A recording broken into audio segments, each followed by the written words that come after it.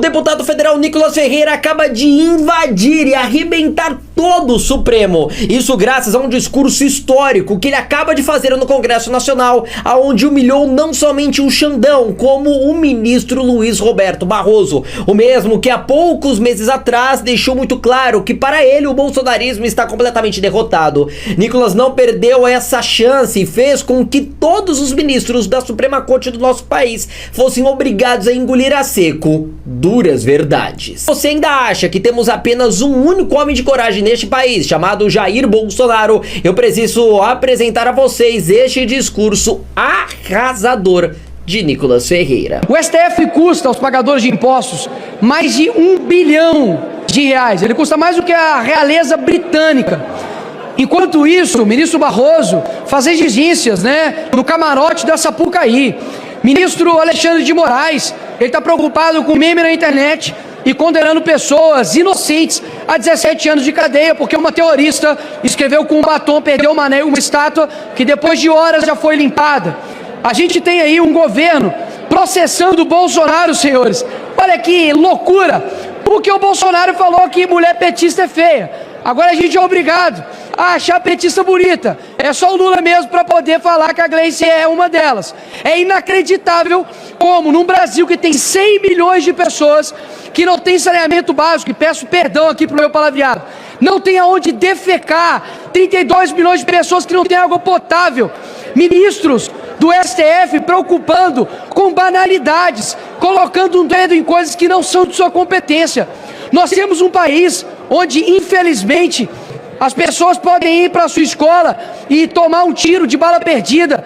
A gente não tem uma saúde decente. As pessoas enfrentam dificuldades de 8, 12 horas por dia para poder ir trabalhar, enquanto um bando, perdoe a palavra mais uma vez, de vagabundo que fica lá com mordomias, gastando a sua grana e ainda se colocando como deuses desse país, decisões passam todas por eles, e o nosso povo sofre por conta disso. E a dicotomia que há quando é com a direita é inacreditável. Somente nos 2 anos de governo Bolsonaro foram 123 decisões contrárias a ele. Aí eu te pergunto, quantas decisões o STF já tomou nesse tempo de mandato do Lula contra ele? Nem contra ele, mas pedido de esclarecimento. Já que eles gostam de pedir 48 horas para explicar fulano de tal, 3 horas para explicar tal coisa, por que até agora o STF não pediu ao governo Lula para poder esclarecer em 48 horas as queimadas da Amazônia? Ou se não, as mortes dos Yanomamis? Ou se não, da inflação que está alta? Ou seja, é inacreditável como simbolicamente a nossa maior alta corte, e eu não quero aqui colocar como se todos os servidores e juízes e pessoas que honram o direito nesse país sejam o mesmo que eles, mas porque esses caras, eles mandam um recado muito ruim para uma geração, do tipo, eu posso usurpar as minhas funções públicas, eu posso usurpar as minhas funções constitucionais, que vai dar certo. Basicamente, ser um vagabundo aqui nesse Brasil compensa. Não é à toa que tem um safado aqui nesses corredores que foi condenado e inclusive tem provas em áudio de sua rachadinha e simplesmente fala, ops, vou pagar aqui e vai ficar tudo certo e esse cara tá livre.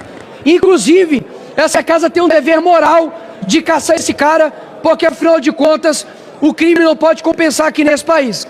Então qual que é o recado que os nossos juízes, pessoas que deveriam ser guardiões da Constituição, estão dando para o país? Você jovem, você adolescente, aí um exemplo para o seu filho, de que crime nesse país compensa. Não é à toa que o ex-presidiário é presidente do país, não é à toa que uma assaltante de banco virou presidente de banco. Ou seja, se eles podem, você também consegue. É esse recado que está passando. Só vai ter uma mudança real nesse país quando homens e mulheres deixarem de ser escravos de um Estado que é preguiçoso, um Estado que ajuda a criminalidade e, principalmente, parar de acreditar nas mentiras desse lado de cá, desse plenário que é a esquerda. Porque muitas das vezes, senhores, eu confesso, eu olho para, infelizmente, uma região do nosso país que é enganada, que é amordaçada pela esquerda, como, por exemplo, o Nordeste, E eu falo, mas não é possível. São anos e anos, como o Maranhão, que teve o Flávio Dino como governador, como o pior índice de desenvolvimento humano. E ainda continua fazendo a mesma escolha. Como isso é possível? Porque, infelizmente, o nosso país foi adestrado a pensar somente no final de semana. Senhores, se vocês querem alterar esse país, comece alterando a matéria-prima política que nós temos. Isso daqui é um mero reflexo do que uma boa parcela da população é. Nós viemos para cá, a gente tem um gasto gigantesco público para poder, por exemplo, votar Dia Nacional do Axé. Realmente, não deve ter coisa mais importante aqui no nosso país do que a gente fazer isso. Eu clamo a nação brasileira para que nas próximas eleições, e não pense somente em eleições, porque a mudança do Brasil passa por cada um de nós, mas que nessas próximas eleições, esse Congresso ele tem que ser alterado. Mas mais do que os deputados, os senadores da República precisam ser escolhidos com uma métrica, e eu digo qual? Quem não tiver compromisso em pautar impeachment e votar favorável a impeachment de ministro do STF, para mim não serve. Muitos dizem a respeito da experiência, de idade, porque não tem, é muito sonhador, é muito ilusório, mas olha onde os velhos, os experientes do Brasil nos levaram. Meus parabéns. A culpa de hoje termos 100 milhões de pessoas sem saneamento básico é de quem governou esse país por mais de 16 anos. A culpa dos recordes de queimadas da Amazônia é de quem governou esse país por mais de 16 anos. Ou seja, se não houver uma mudança real na população brasileira, vai passar a minha geração, vai passar a geração da minha filha, e infelizmente esse país não vai mudar. Mas aqueles que ainda têm uma certa esperança que isso aqui possa de fato colocar o Brasil para frente e ter um país de fato completamente modificado, não percam a esperança de vocês, porque, como eu sempre digo, a esperança somos nós. A gente precisa acreditar que boas pessoas em bons locais podem alterar o rumo do nosso país.